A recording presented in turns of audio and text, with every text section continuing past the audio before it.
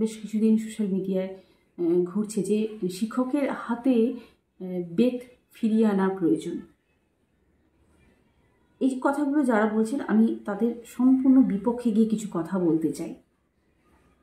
ছাত্রদের জন্য শিক্ষকদের হাতে বেত ফিরিয়ে আনার প্রয়োজন। সত্যি কি বেতের প্রয়োজন আছে? আমার তা মনে হয় না।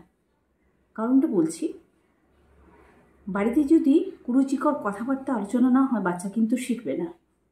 ছোট্ট শিশু বাড়ির কালচারে কিন্তু বড় হয় সাধারণত। বাড়ির মায়ের উপরে বা বাবার উপরে যদি চেঁচামেচি না হয় বাচ্চা কিন্তু শিখবে না। ভালো ভালো জিনিসটাই মানুষ শেখে, খারাপটাও শেখে। ধরুন আপনি বাচ্চার বাবা কিংবা বাচ্চার মা, আপনাদের গুরুজনদের সাথে আপনারা খারাপ ব্যবহার করছেন, বাচ্চা সেটা দেখছে। আবার আপনারা নিজেরা ঝগড়া করছেন, মানে বাচ্চার বাবা মা ঝগড়া করছে, বাচ্চা কিন্তু দেখছে। তাই বাড়িতে ঝগড়া বন্ধ হওয়া খুব প্রয়োজন। বাচ্চা খুব ভালো তৈরি হবে। বাড়িতে কাউকে ইনসাল্ট করা বন্ধ করা প্রয়োজন। ইনসাল্ট করা সেটা ভীষণ বন্ধ করার দরকার। বাড়িতে যারা কাজ করে, মানে আমরা আমাদের কাজের জন্য যাদেরকে ভাগ করে দিয়েছি, যেমন বাড়ি তোলা কাজ করে, বাড়ি রান্নার কাজ করে, তাদের সাথে খারাপ না ব্যবহার করা। সবসময় বাচ্চাদের সামনে ওরা কাজের মেয়ে, কাজের লোক এই কথাগুলো না বলা। তাদের প্রতি একটা রেসপেক্ট যাতে তৈরি হয় সেটা শিখিয়ে দেওয়া।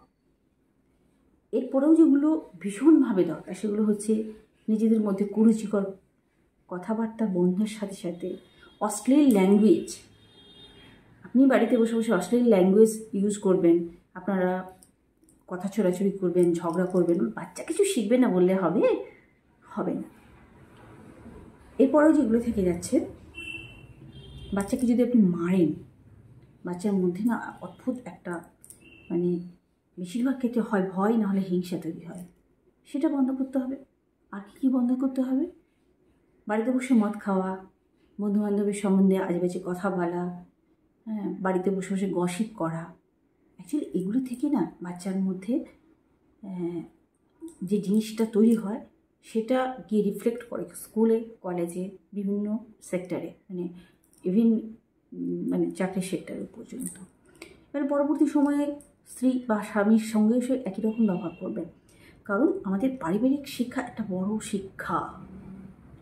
সেই শিক্ষা থেকে হ্যাঁ হাটকে কি কেউ বেরিয়ে যায় না? যায়, কিন্তু সেই জায়গাটাকে ধরে রাখতে হলে আমার মনে হয় বেতের দরকার পড়বে না। আপনি যদি বাচ্চাকে সবাইকে রেসপেক্ট করতে শেখান, বাড়ির সামনে মানে ঝগড়াঝাটি যাতে না হয়, আর বাড়িতে কাউকে যেন অসম্মান করে কথা না বলতে শেখান, বাড়িতে সবার সাথে বাইরে বেরিয়ে সবার সাথে ভালো ব্যবহার করতে, টিচারকে সম্মান করতে শেখানো হয়, সব কিছু করে দেখুন বেতের প্রয়োজন হয় না। বাচ্চা আপনারা যেভাবে তৈরি করবেন বাড়িতে, বাচ্চা সেভাবেই কিন্তু মানুষ হবে।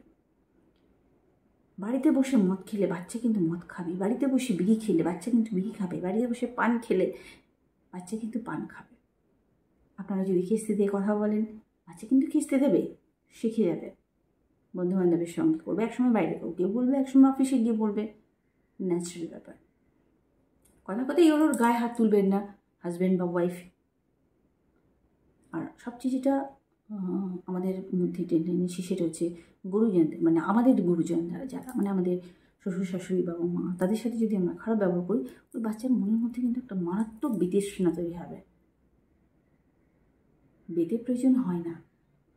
আপনারা নিজেরাই সুস্থ থাকুন, বাচ্চা অটোমেটিক্যালি সুস্থ তৈরি হয়ে যাবে। বেতের দরকার পড়বে না।